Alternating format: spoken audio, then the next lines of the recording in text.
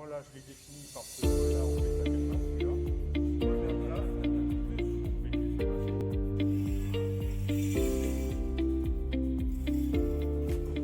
là, Moi, j'ose dire le terme, c'est une première mondiale parce qu'il y a beaucoup d'entreprises qui sont en train de chercher et qui ont trouvé la façon de capter le CO2. Mais nous ne captons pas le CO2, on casse la molécule de CO2. C'est-à-dire qu'en définitive, on récupère le carbone et on éjecte l'oxygène. Les gaz d'échappement sont retraités et à la sortie du pot d'échappement, il n'y a plus que de l'oxygène et de la vapeur d'eau et le carbone est récupéré dans le réservoir que vous voyez là, ci-dessous. Et ce carbone, nous l'espérons, aura d'autres utilisations.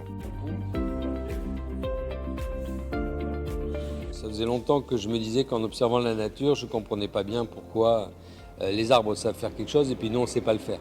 Donc les arbres, ils absorbent du CO2 et ils recrachent de l'oxygène. Donc à partir de ce moment-là, c'est possible.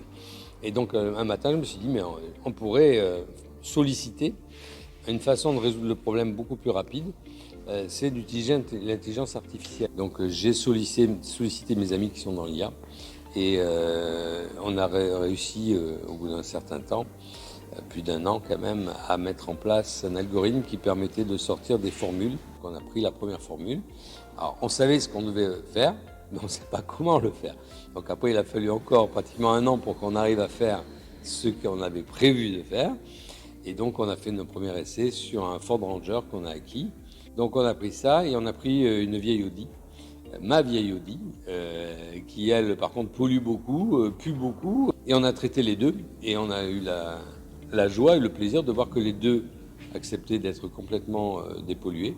Non seulement du CO2, qui était l'objectif de base, mais on s'est aperçu aussi qu'on éliminait les particules fines. Et donc on rejetait à la fin, à la sortie du pot d'échappement, uniquement de l'eau et de l'oxygène.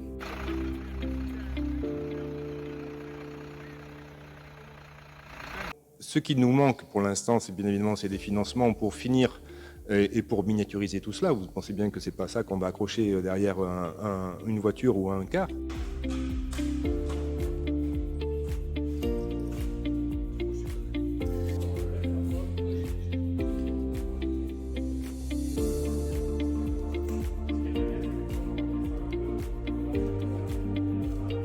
D'autres pays m'ont fait des propositions très très intéressantes.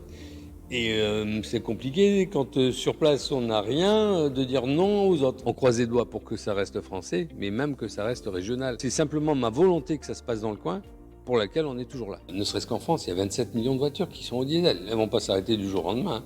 Donc pendant tout ce temps-là, si on dépollue, c'est quand même mieux que si on laisse faire.